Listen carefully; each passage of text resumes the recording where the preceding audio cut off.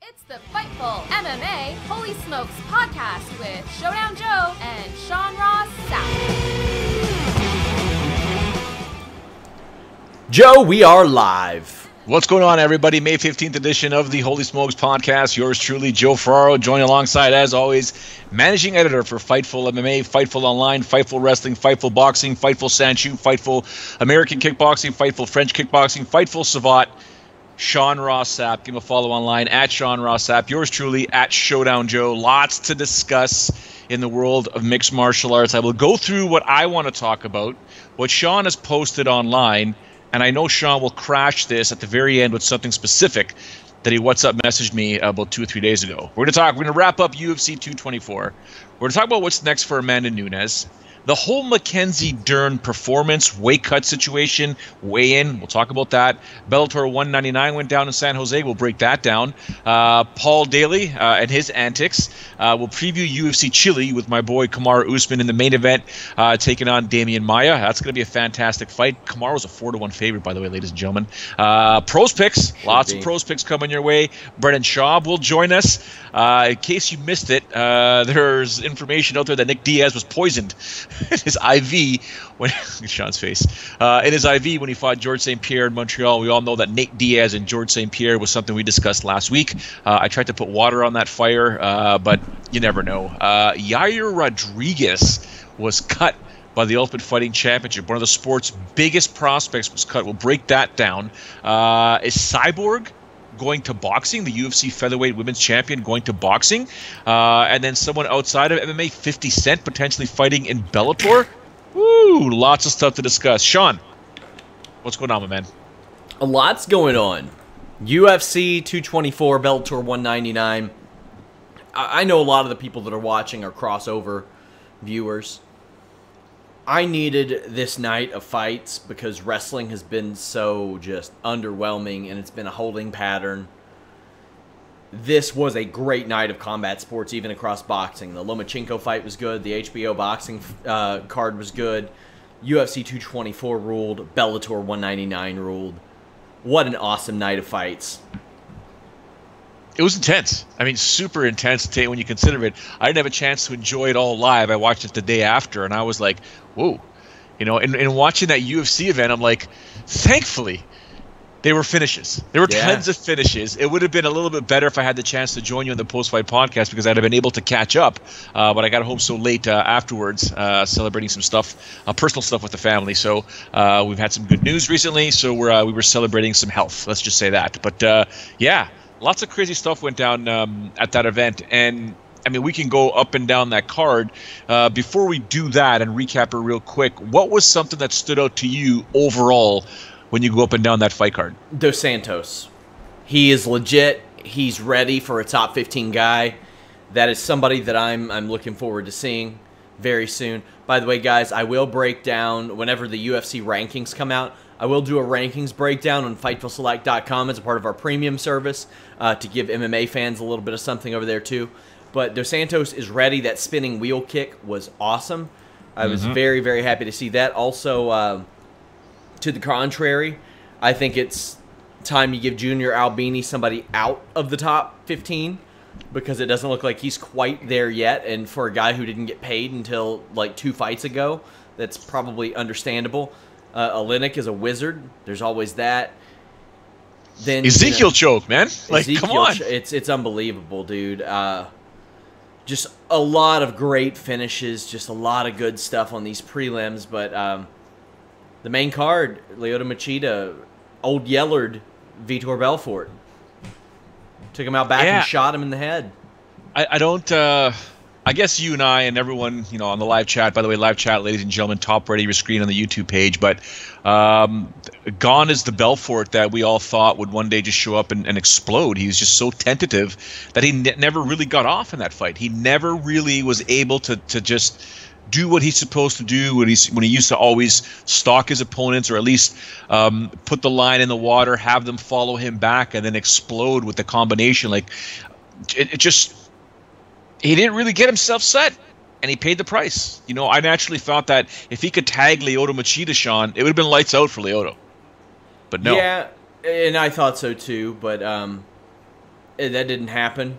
In fact, Vitor got lulled by this the thing that Lyoto Machida always does to people, and he fell victim to it in the second round. He was just staring at Machida, and Machida said, "All right, I know what I can do to you because it's happened before from one of my teammates." Yep. Can't believe he landed it, though. I mean, it's amazing. I guess you can believe he landed it because he set it up beautifully, but you figure Vitor would have learned from that. I'm just surprised. I mean, you can even tell with, Faraz Zahabi, the way he was trying to corner him in between rounds 1 and 2, that Vitor was on a different plane. He was just not there. I don't know if he wasn't there, if he wasn't focused, but, above all, despite the fact that, after he left his gloves in the octagon and, retired and said goodbye and stuff like that, and, I'm uber thankful, despite the fact that, people will say, TRT, Vitor, and this and that. The guy brought a lot of memories to me in mixed martial arts. I recall the very first fight that he had, where I was, which, bar I was at when that UFC event was on, way before the Zuffa era, way before it was the Semaphore Entertainment Group era, and to go, my interviews with Vitor in Vegas and Toronto and all across North America. So, I'm very thankful to have been able to meet and interview and hang out with a guy like that. But to see him go out like this kind of sucks, to be honest with you. Yeah, here's another interesting story in all this. Lyoto Machida has won 2 fights in a row. Technically, he should have lost to Eric Anders. You know the last time he won 3 in a row, Joe? Before the title run?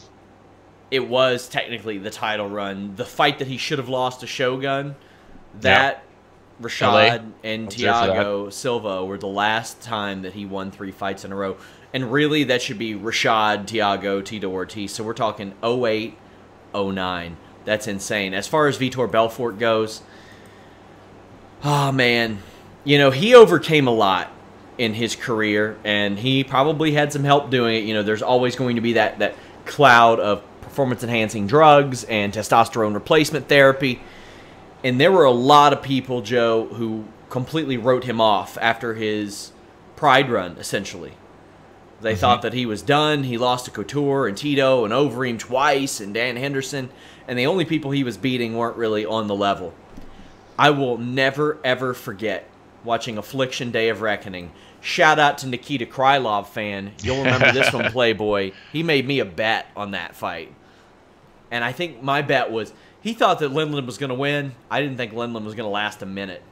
About 37 seconds into that fight, Lindland is having a seizure in the middle of the cage, or the middle of the ring. Yeah. It was just unbelievable. And what I remember about that specifically is it was on the main card. And I remember that it was on the main card because Vitor's first fight in Affliction wasn't.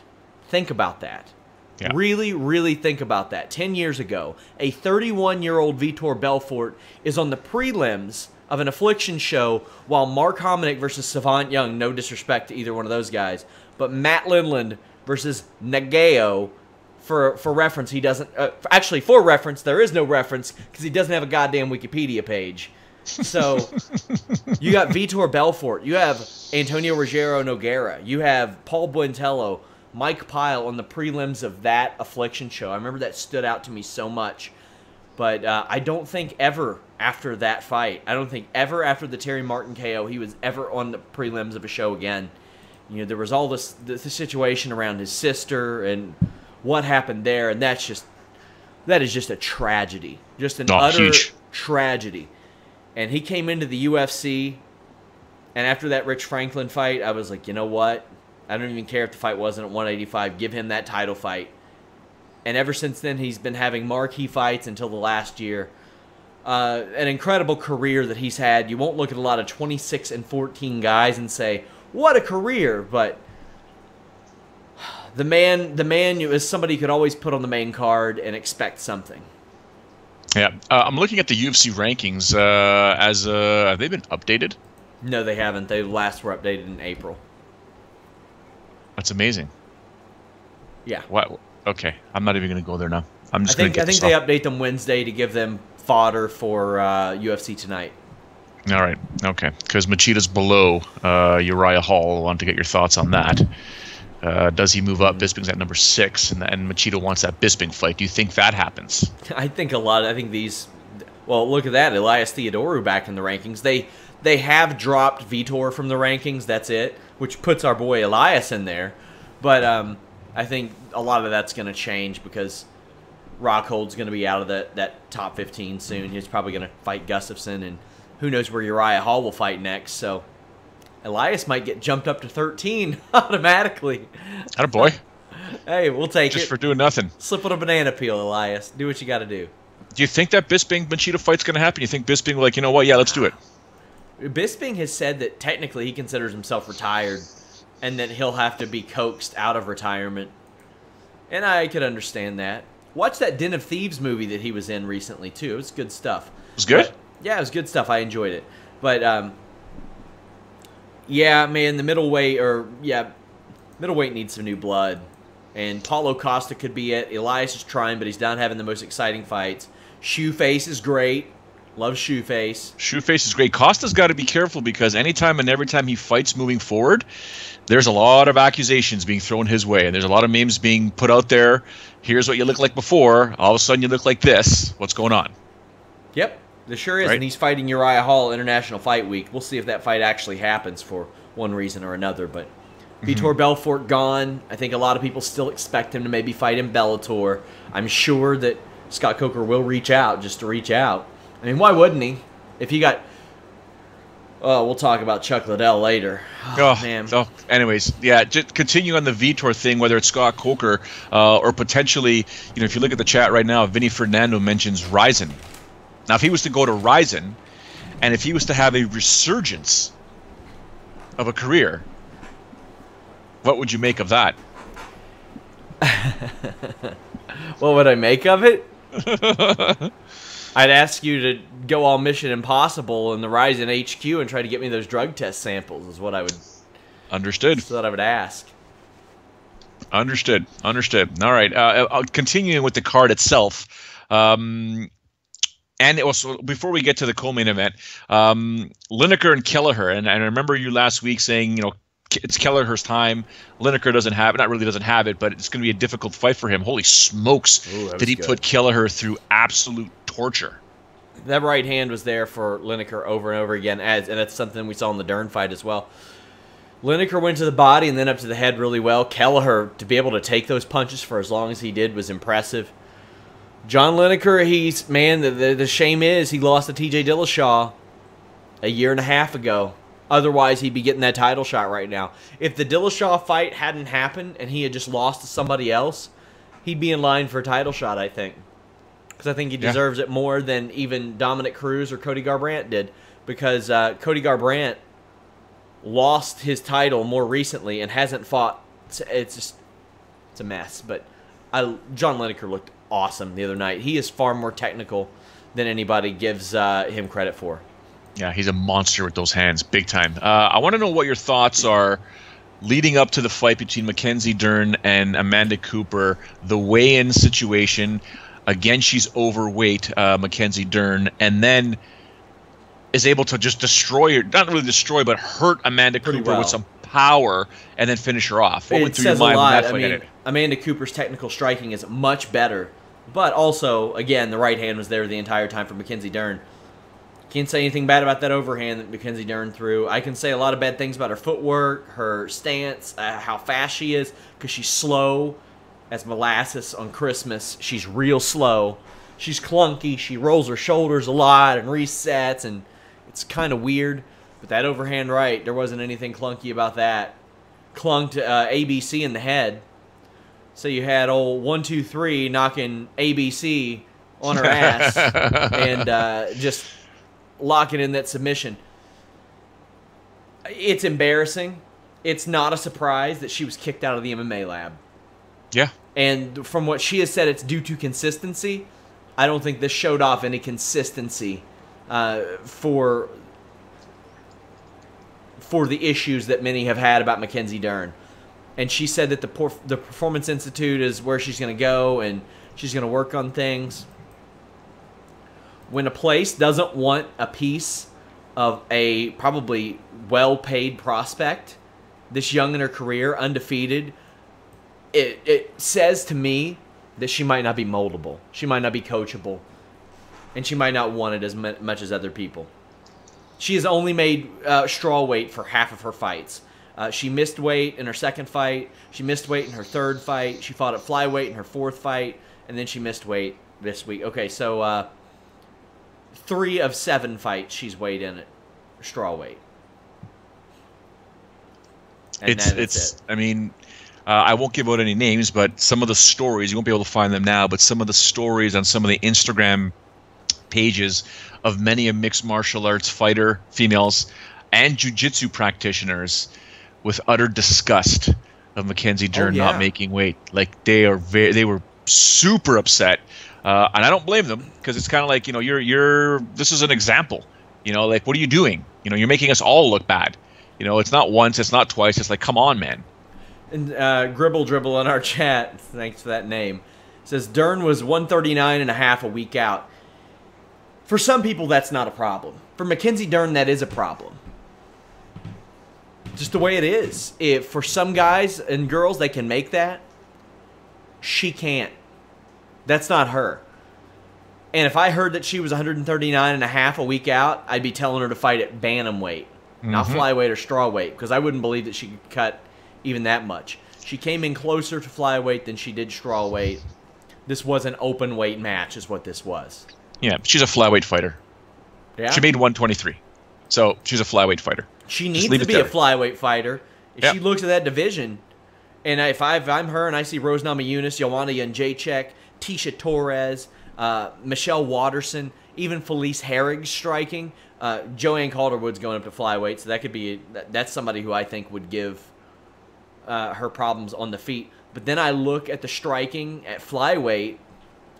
There's nothing about like Lauren Murphy or Alexis Davis or Roxanne Modafferi that screams out to me that she can't beat them. However, Shevchenko, Caitlin Chikagan, Liz Carmouche a little bit, depending on how well she pops in and out. Those could be a problem. I can't believe if she doesn't go up to flyweight, I would immediately book her versus Paige Van Zandt under the premise that somebody's got to win that fight. Yeah, I like it. That's a good fight for me. And I think Paige Van Zandt probably beats her, too. Yeah, wouldn't be surprised. I think Paige Van Zandt head kicks her and knocks her out. It's dangerous. I mean, if Mackenzie gets a hold of her and gets that fight down on the ground. Then it's over.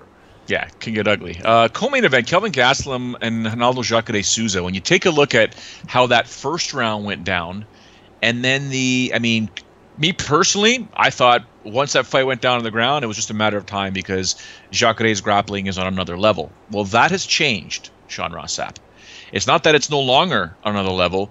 He can't control guys anymore, and that gas tank, you could visibly see that gas tank completely get depleted slowly but surely as that round was coming to an end. And in that second round, oh my, it was a bad scenario for Jacare. Now, he did have a bit of a comeback in the third round, but, Kelvin Gastelum emerges victorious in the middleweight division, only wants a title shot right now.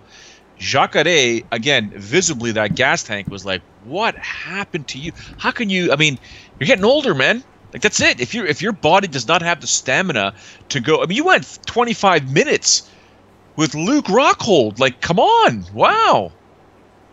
I'll say this. I don't think that anybody who got submitted 10 months ago should be sitting out for a title shot. He's won 4 or 5. That's good. He's got a great resume. Tim Kennedy, Vitor Belfort, Michael Bisping, and Jacare Souza, and he didn't even have to waterboard Tim Kennedy to beat him. So that says something. But he got beat by Chris Weidman last July, and I had Souza winning this fight. It's not like so overwhelming that I'm like, oh my God, Gastelum won. It was so close. But I did have Souza winning this. Souza did gas out, and Gastelum looked good. I thought too many of Gastelum's tools were going to be negated in this fight, and that being his wrestling. But he hung in there. I just didn't think he won the fight. Yeah, I was adamant that Souza was going to submit him. some way, somehow. There was nothing anyone could have told me pre-fight that would have changed my mind. I thought Jacare was going to be simply too much for Kelvin, especially if he got a hold of him and got that fight to the ground. But then as I was watching all of Kelvin's defenses and all the nuances of his where his hips were in every situation and what he was doing to protect himself and how calm he was in every one of those situations, that to me is someone that trained extremely hard in submission defense, that has a very good understanding of submission defense, and to do so with that look on your face where it's like, I'm cool, I'm okay, it sucks, but I'm okay. You're not going to tap me out. I'm good. We're going to keep going here. That clock is running. Just got to buy my time until I can either get out. I'm not going to sweep this guy, but unless I can get out, or the time will tick away. And I thought, excellent job by Kelvin Gastelum. Excellent. Yeah, sometimes I forget that the man is only 26 years old because we saw him fighting when he was like 21.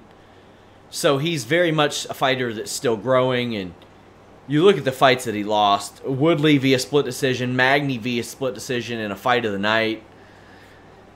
He had issues with cutting weight. He needs to abandon that, I might go back to 170 shit. I'm sorry, buddy. If you couldn't make weight at 22 years old, you're probably not going to make it here. But does he deserve the title shot? Yeah, probably. But that being said, I really would have liked to have. I thought Whitaker was going to be out a lot longer, so I wanted to see Gastelum and Weidman, Romero, and Souza like in a who looked best type of situation. But Whitaker's ready to go. I get it, but I just always think it's a bad look to just say I'm gonna sit out. If you are, don't say it verbally. I think it loses some goodwill. Yeah. Gribble Dribble posted, Sosa had a tough late cut.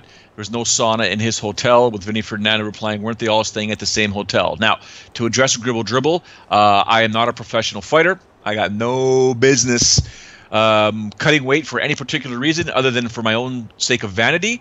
But I can tell you this. I'm a broadcaster, and I travel to various cities around the world, in Japan, in the US of A, and one of the first things I do, Gribble Dribble, is I look to see if there's a gym. It's the first thing I do to see, and I'm just a broadcaster. I'm just the guy that wants to work out every day, get my sweat on, try and get that, get away from the dad bod to the beach bod, if you know what I'm saying. But I'm always, before I leave, I look at the hotel to see if there's a gym there. And if there's no gym there, I go to plan B. And my plan B is either I'm going to do all workouts during my time, body weight workouts, or see if there's a gym close by. Now, if I was a professional fighter, a Brazilian fighter competing in Brazil, rest assured, my job is to make weight and have no problems making that weight. I would look to ensure, A, does the hotel have a sauna if I want to use a sauna, and B, if not, go to plan B. So I don't ever buy the situation where, fighters had problems making weight. I know there's a lot of mental things that can happen to a fighter, male or female. It could be the smallest of things to us, like problems with their spouse, boyfriend, girlfriend, whatever it is. That could affect you mentally, but you have to look at it in a situation to say to yourself, you know what? I'm a pro. I'm fighting on Saturday. I can't let this stuff affect me. And believe me, have I ever gotten some really bad news or stupid news or annoying news on my way to do a broadcast where I'm going to be live on the air for 6 hours, whether it's for Titan or for Ryzen or for whomever? You're damn right I did. I'll get a text or an email that's like the worst timing to get that information. It bothers me, but I block it out, and I'm like, I can't let the viewer know that this is going on in my life. Shut up.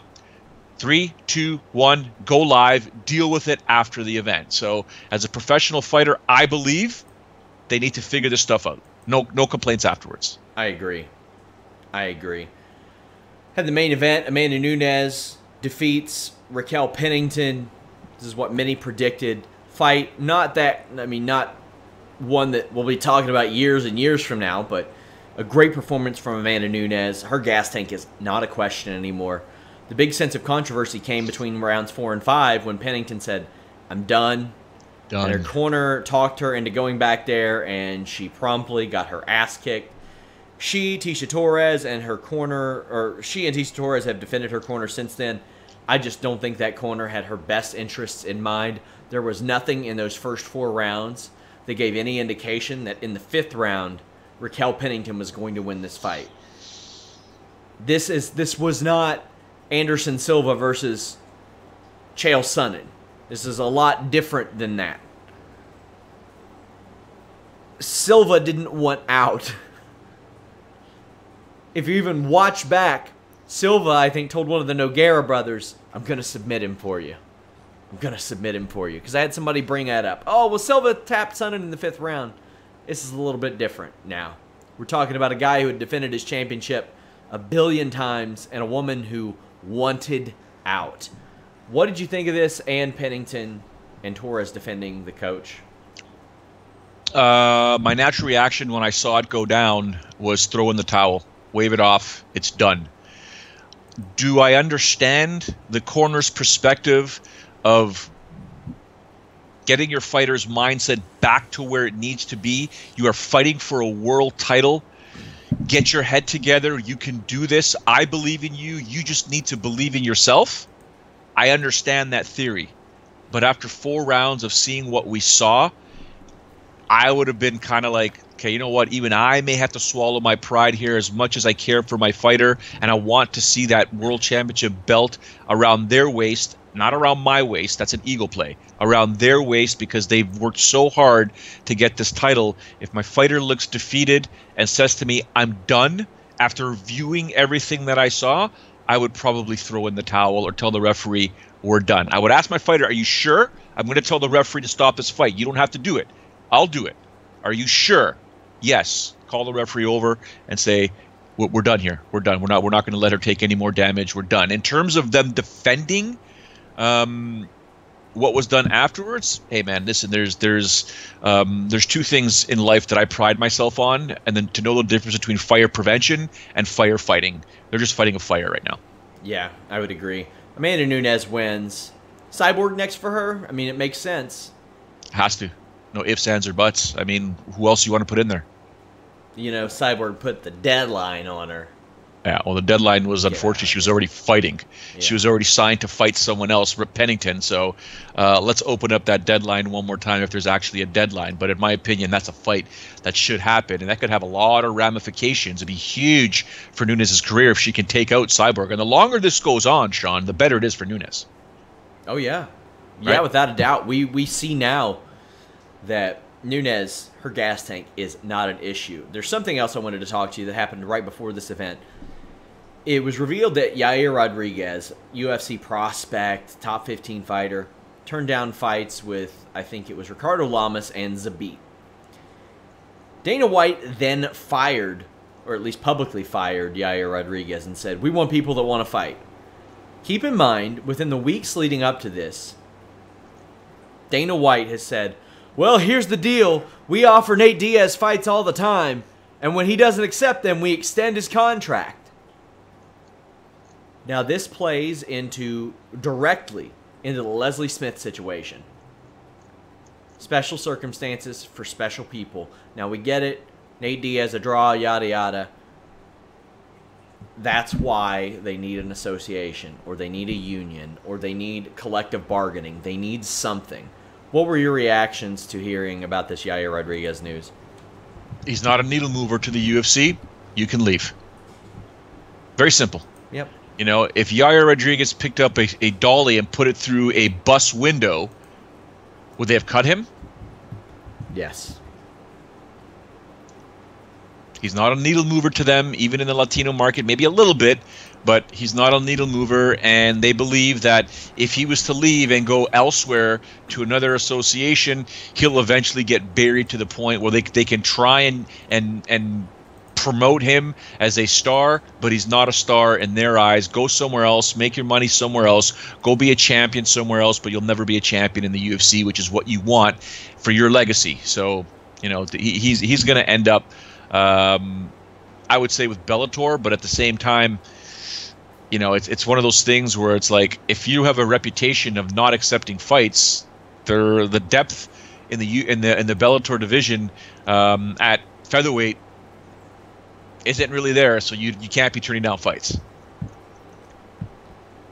It's definitely interesting, and like I said, it plays right into the Leslie Smith situation. Steve Muehlhausen spoke to Brendan Schaub recently about that.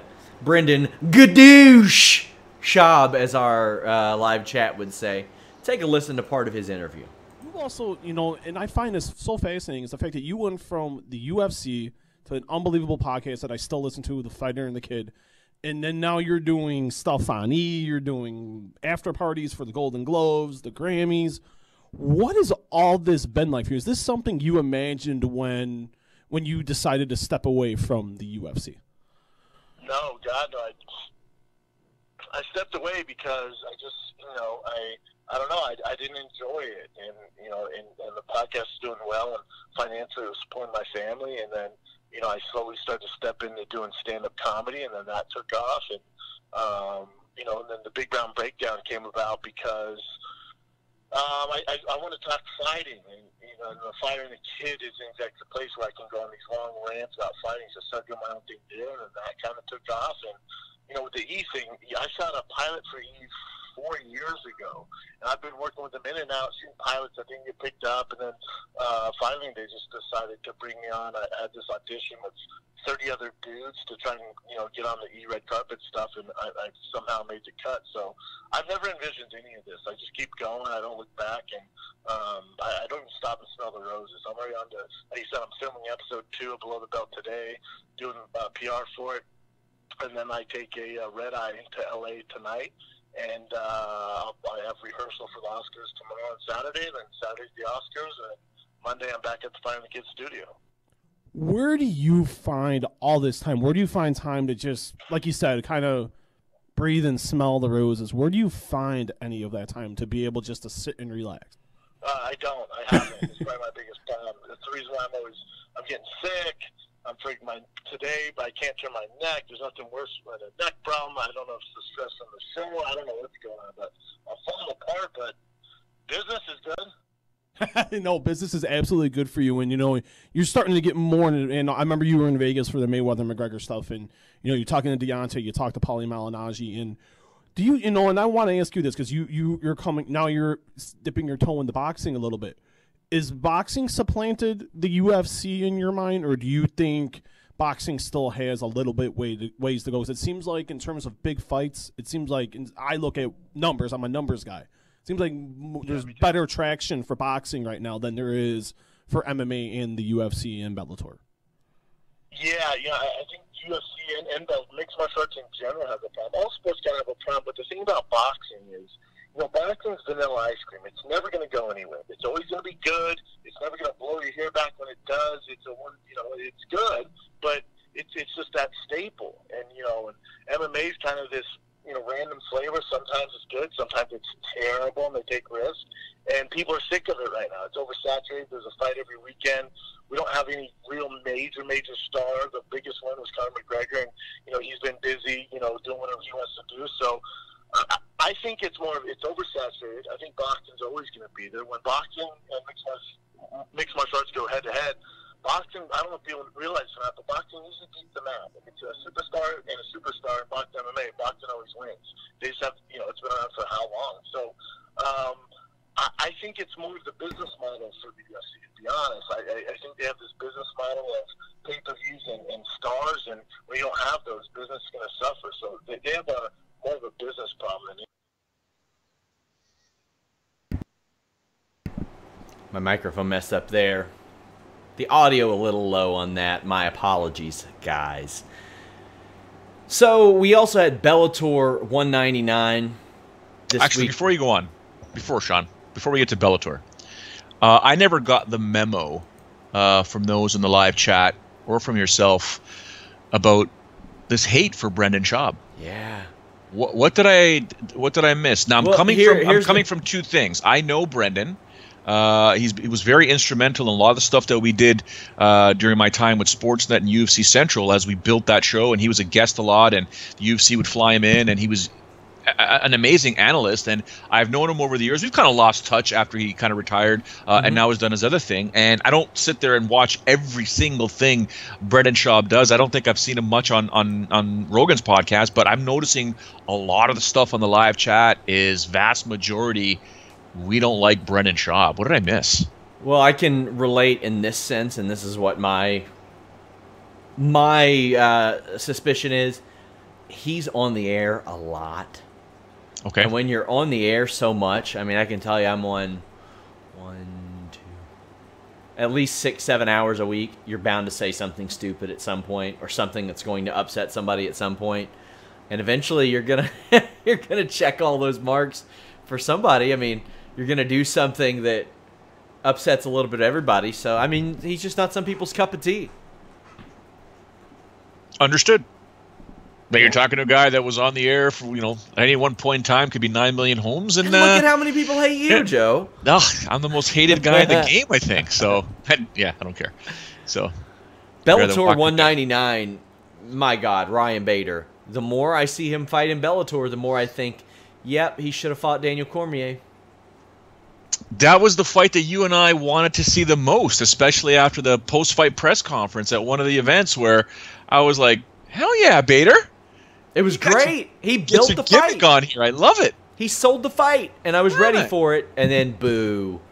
Speaking of boo, and really, what more can we break down about Ryan Bader and King Mo? It was a lead left hand that knocked Mo out. Okay, there we go. Bader's going to fight Mitrione next. I'm excited for that fight. I like that fight. Yeah. You have a Bader in his prime. Bader's faster than Mitrione. Speed kills.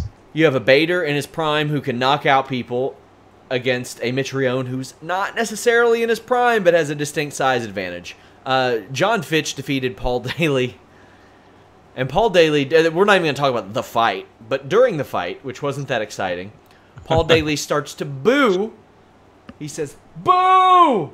Good job, Bellator. This will get you fans, millions of them." Well, he's not wrong. But that being said, John Fitch is a 40-year-old man who has now won 5 fights in a row and has won 7 of his last 8. The only person to beat him is Paul Harris to a knee bar since his World Series of Fighting debut against Josh Berkman, and there ain't no way it happens like that again. If Berkman were to... And you know what? If Berkman ends up leaving the UFC, I could see them running that back in Bellator.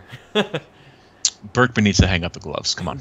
But look at John Fitch. He's beaten Yushin Okami, Jake Shields, Brian Foster, and Daley in this run. That's solid. That's real solid. Yeah, the only problem, I mean, the Foster fight with the side choke was fantastic. But other than that, one of the biggest things, the UFC, we all know what happened with the John Fitch and the UFC debacle afterwards. But I remember talking to Joe Silva back in the day and just talking about that afterwards. And it's not that they didn't like John Fitch. I mean, some of the staff didn't like him. Obviously, from the business side, perhaps Dana White and whomever didn't like him. From an MMA perspective, they liked John Fitch. What they didn't like is he just wasn't finishing fights for them. This wasn't an exciting style. You knew that when John Fitch was competing, he was going to go 15 minutes. Yeah, I had Frosty in the live chat saying John Fitch was holding people down the same way Khabib was. No, that's not the same. That is not the same at all. Khabib is very offensive. And as good as a wrestler as Khabib is, he isn't necessarily one that will smother you and lay on you the whole time. A lot of people get up when Khabib gets on top of them. Sometimes he just takes them right back down, slams them, throws some heavy ground and pound. It's way different. Also on the show, Aaron Pico. I keep getting more impressed with Aaron Pico. They need to run back the Zach Freeman fight. That should be his next fight. Take the words out of my mouth. They got to do it. They got to do it. He lost in June of last year and was like, all right, I'm going to come back and fight in September, January, and May. He has fought 4 times in 11 months. Won the last 3 by TKO or KO in the first round. We didn't really get a chance to see him in his debut, but we saw that he could be knocked out. Since then, he has looked like a potential future champion, and that's not something I throw around lightly. His footwork is great, his instincts are great, his basics are really good, and his aggressiveness is what I really like, because now he knows how much power he has, and he's like, you know what? I'll wrestle if I need to, but I've done that my entire life. Let's try something else. Well, let's go back to last June 24th. If I'm not mistaken, it was probably June 21st, that podcast there. You and I had discussed at length that Aaron is arguably has the biggest hype around him for a mixed martial arts prospect who's never competed before, and we're looking forward to this new run beginning. We're looking forward to seeing how all this is going to go down. Well, in 24 seconds, Zach Freeman said, "That's nice, guys. Thanks for calling. Drive home safely. Next caller, please." So Freeman obviously, guillotined him. Thanks for calling. And you're saying that they've got to put that fight back on. I agree. But my goodness, my worst fear for Pico and his peeps is if Freeman finds a way to beat him again. Right? Because I would destroy this run right now. I would like to look at it in a manner of let Pico continue doing what he's doing. Obviously, the depth is different than in the UFC division. Would I like to see the Freeman fight? Yeah. Yeah, why not? It makes sense. At the back of my mind, Sean, I'll be like, oh, God, there's always one fighter in every fighter's career that seems to have his number. Right? So Will Brooks and Mike Chandler. Yeah. Right? I mean, who was it? Hughes and Holman. Right? Yeah. When Matt Hughes was in his prime, you just put him in there with Holman. Whoop, armbar. Whoop, armbar.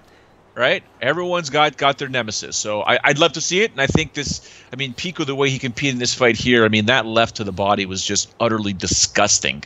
Like, it shook a human being. It shook his opponent in the air. And the dude fell back and was like, holy smokes, what the hell was that? And then, he ends up getting the finish there via TKO. But, yeah, Pico's something else at 145 pounds. Let's also talk about Czech Congo. Whoo! That magnificent counter right. That was something. That's worth going out of your way to see, guys. Against Javi Ayala, Ayala's good. Here's another little quiet deal. Czech Congo turns 43 in 2 days. Mm-hmm. He has won 6 fights in a row. That includes against Augusto Sakai, Javi Ayala, Alexander Volkov. He's won 6 fights in a row. He's won 8 of 9. His one loss was a split decision to King Mo. Look back at the losses that he has had. King Mo, Vitaly Minikov, Roy Nelson when Roy Nelson was something, Mark Hunt, Frank Mir, Cain Velasquez, and then before that you had basically his growing pain years. But since he has been booked in the top echelon of MMA, and he's not anymore, he's not even in the heavyweight tournament, and the fact that this wasn't an alternate bout is gross to me. But say what you want about the exciting nature of his fights, there isn't much to them. This was a good one, but winning should put some merit in there. That's what grossed me out so much about the entire thing. Like Bobby Lashley, he wins fights. Whether they're exciting or not, he wins fights. Justin Wren has won fights. So I don't know, man. It is strange. Ayala did walk into that. I think he was in the midst of throwing a combination, so he kind of leaned in, and Czech was like, yep, there you go. You can take that in the chin. Got Krizak'd. That was a good show. A good Bellator show. Speaking of Bellator, 50 Cent, he ain't fighting.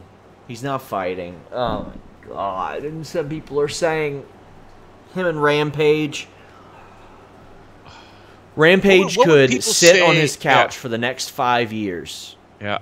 Get up off of it and beat 50 Cent in under a minute. What would people say if they went into a...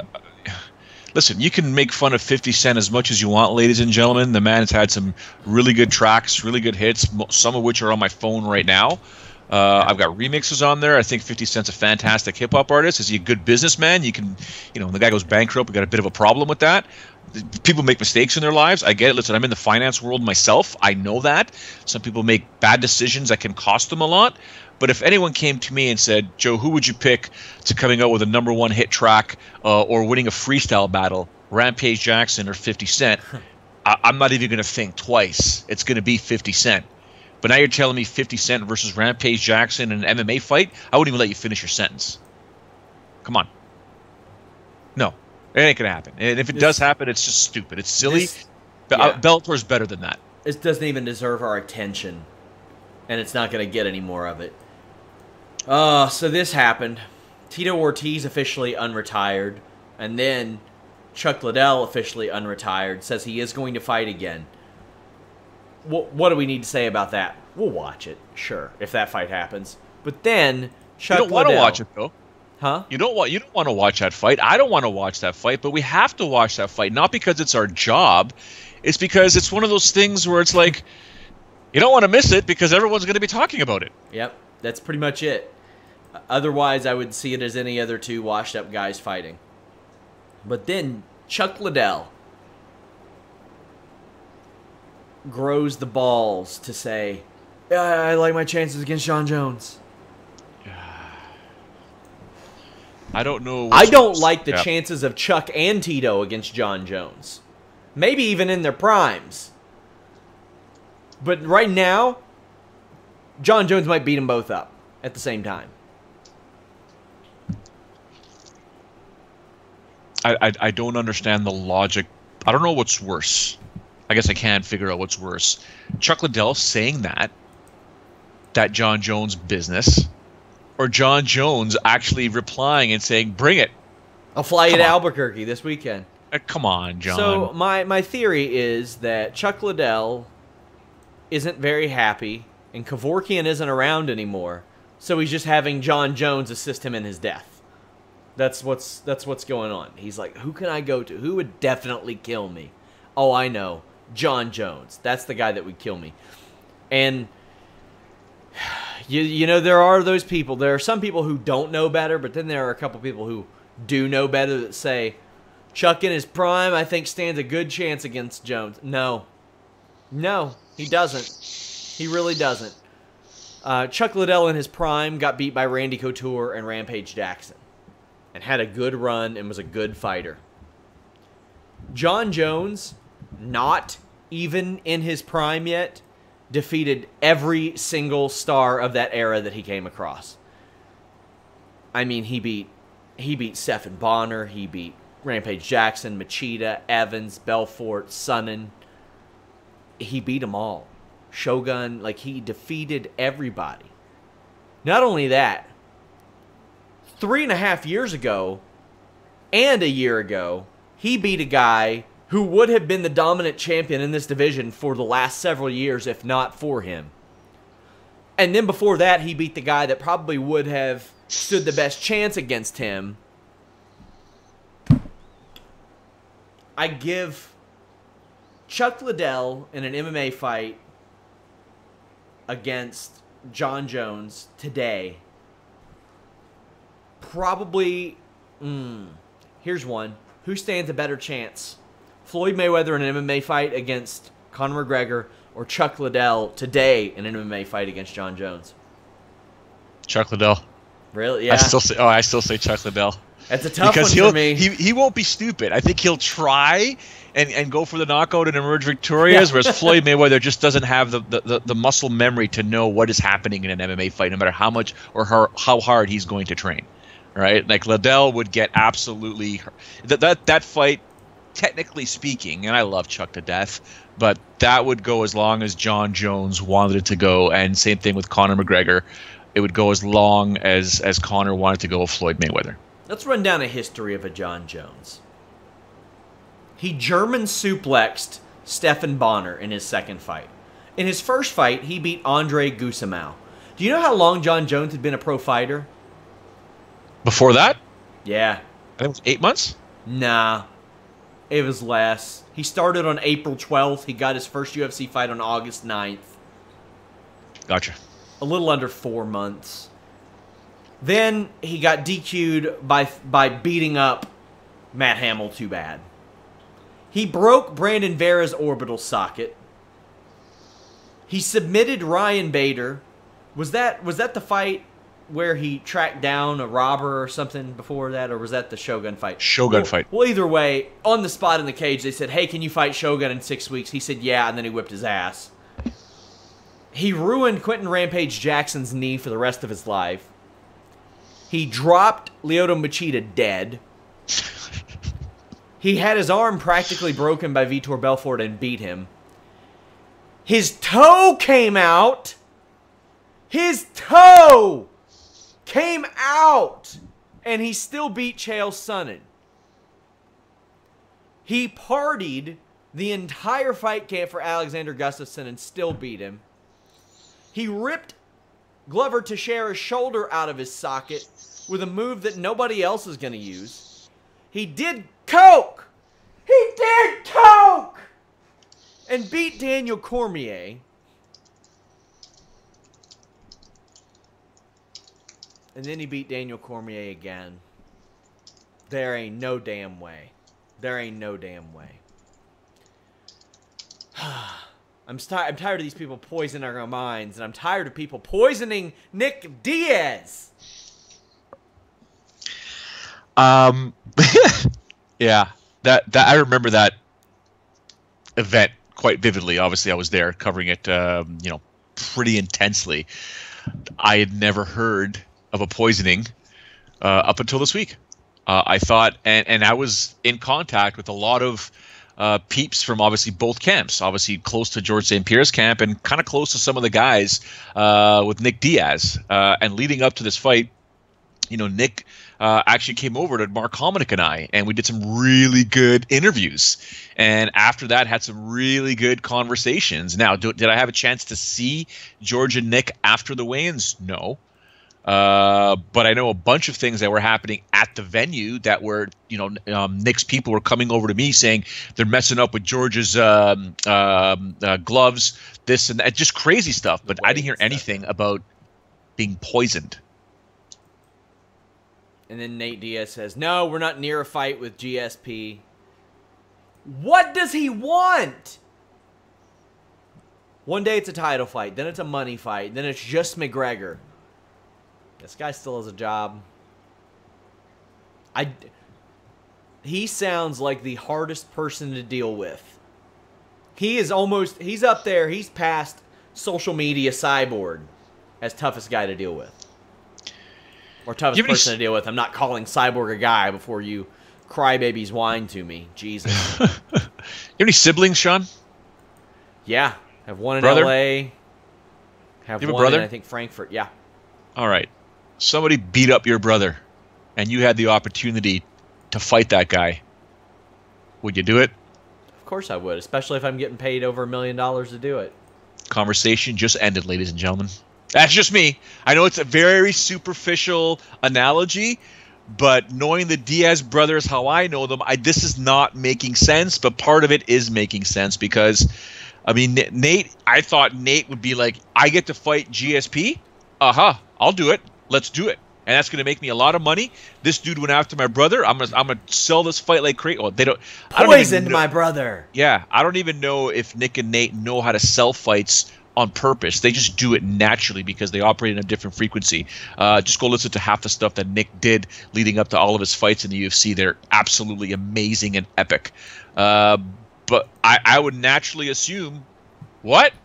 I'm in. Let's do it. I have to fight and defend the honor of my family and my brother. I'm in. I don't get it. We got UFC Chile coming up this weekend. It looks like I'm going to do that post show on Sunday, guys. I did a vote on my Twitter, and I know that some of you for shows like that aren't available right after the event, so I think that'd be a better way to get some engagement, get some interaction. So I'm going to do that post show on Sunday, probably early afternoon. But before we talk about who we think's going to win, let's hear what the pros think. Damian Maia's going to choke his ass out or knock him out. Kamaru. I think it's going to be a blowout too. Damian can't take him down. Kamaru's too fast, too athletic. That's pretty much a blowout for him, especially if Damian Maia shows up the same way he did against Kobe, kind of half-assed, and you can tell his heart really ain't in it. Against somebody like Kamaru with that explosiveness, you better be all in. I was more intrigued for that Santiago fight for sure. Kamaru says he's the best grappler in the division. That'll be a test for him with Damian Maia. If I picked up Kamaru's my boy, I want him to win that fight. So Damian's no joke, but I'm going Kamaru. Like Jab Blood. Never bet out Damian Maia. He's obviously put on a huge run before his last couple of losses. He is someone that once he's on your back, it's back to school, whether you like it or not. And I think Usman, it's no different. But Usman is obviously the younger, more athletic, and equally in regards to a threat in regards to mixed martial arts. So I would lean towards Usman in his ability if he comes more than 30%. or 60%, whatever the number is. Yeah, exactly. If he brings 40%, I think it's all his. I think Kamaru Usman is going to win. I think he's just too strong, too athletic. Better striker than Damian Maia. Not saying a whole lot, but he's also got that wrestling too. So I think good wrestlers can sometimes counter good jiu-jitsu. So I think Usman puts him on the cage and beats him up in the clinch, kind of like he did that Valhalla, the Norway kid. Ooh, that's a tough one because Usman's last fight was pretty boring, and I mean, yeah, he dominated a mill when he was on top, but he didn't do much either. He just held him there.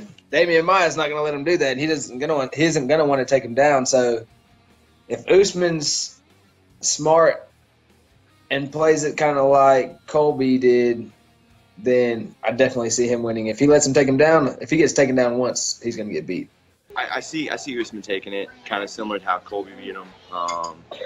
Just the wrestling's going to be able to be there. He's a good striker. He's a decent striker also, but he's going to stop the shots from Maia trying to get to the ground, and especially Maia taking short notice, 5-round fight. I just see the pace of Usman just kind of probably take it over a little bit. I just see him win a decision.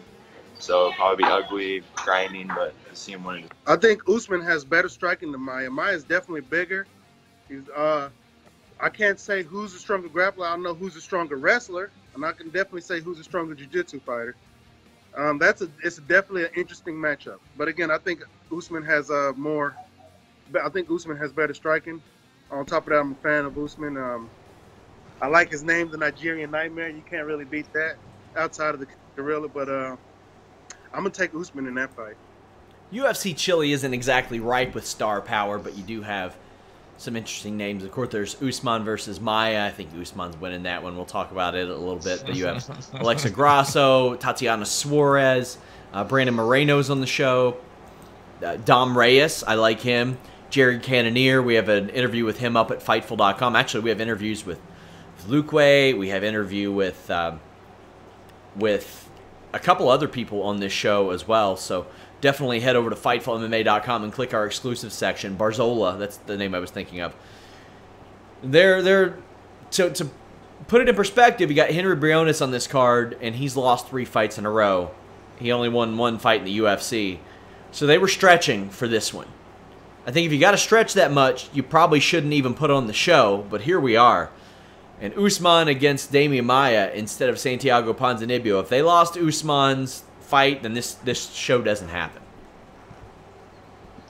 It's an interesting dynamic right now, and looking at it, it's one guy in Damian Maia that I've known for years, man. That guy is just one of the coolest cats I know, taking on my Titan FC broadcast partner in Kamaru Usman. And all you guys with your 30% comments are making me laugh. So you're picking Usman to lose, right? I'm gonna go with if Kush's head is straight, and and this is a put up or shut up fight, because for years he's been saying I'm the best grappler in this division. Okay, now if your definition of grappling means wrestling and submissions, everyone said, dude, wait till you fight Damian Maia, and he's wanted the Damian Maia fight to prove that he's the best grappler in this division. It's taken a long time. But now it's here. Now it's before him. Now the mental games start happening inside of his head. Now he has to put up or shut up. And this is it here. Now, today, 2018, May, who do I think's the better fighter? I'm going to go with Kamaru Usman. Yeah, I would. Because Damian Maia, although his striking is not appreciated, he does have striking. It's just not... He's never really had to use it in a manner to knock someone out. He just needs to enter into a clinch. Then he's going to do whatever he wants, takes most people down on the ground with the exception of, who was it? Tyron Woodley, excuse me. And once he gets them down, it's a different story. Now for Kamaru, I think Kamaru's got to use his striking in this fight. Forget about being the best grappler. Be the best mixed martial artist in this fight. Knock Damian Maia out. Don't go to the ground with him. You're going to put yourself in danger. I know you're a great wrestler. I know you think you can defend anything Damian Maia brings to the table. Why play with potential fire when you could just simply do what I've seen you do in training and in fights, which is that old school alpha male, Sean. It's that old school. You ever see those guys when they're hitting the pads or they're training with their partners? They have that angry key eye, like, right? Like, that's what Kamaru needs to do against Damian. And for Damian, get his back, put Kamaru to sleep. He's the knuckleballer, like I've said before. He's always going to have that wrestling game. Now, this could be his first 3-fight losing streak ever, and this is Woodley, Covington, and Usman back-to-back. And that's when he was on his winning streak, he fought Masvidal, Condit, Brown, Nelson, Magny. So that was quite a row. If he loses this fight, he being Maia, I don't think he'll, like, retire or anything. He doesn't get hit a lot, but I think it's time to give him a lower name to see if he's still there.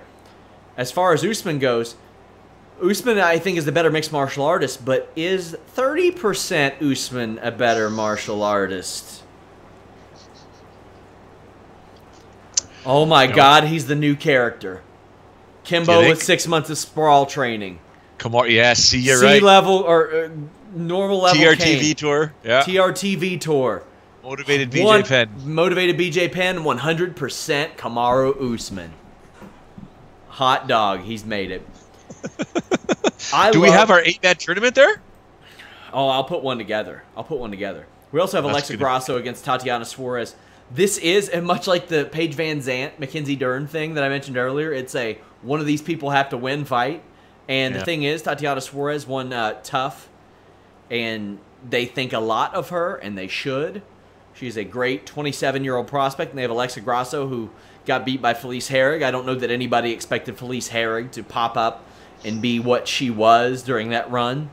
But Grasso barely escaped beating Marcos, but the wrestling of Tatiana Suarez is what I'm going to be looking for in this fight.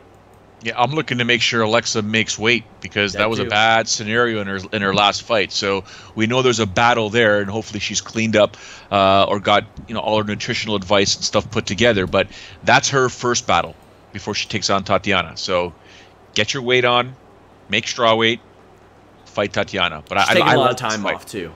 Yeah, I really like this fight, to be honest with you. I think it's going to be fantastic. And she's fresh off of a knee injury. I wonder how somebody who had, I think it was meniscus surgery last October, how they're going to deal with some of the pivots, some of the things that go into defensive wrestling. So I think Tatiana Suarez takes it. We also have Brandon Moreno against Pantoja. This is a pretty good flyweight fight. Alexandre has won 2 of his 3 fights. Brandon Moreno has won 3 of his 4.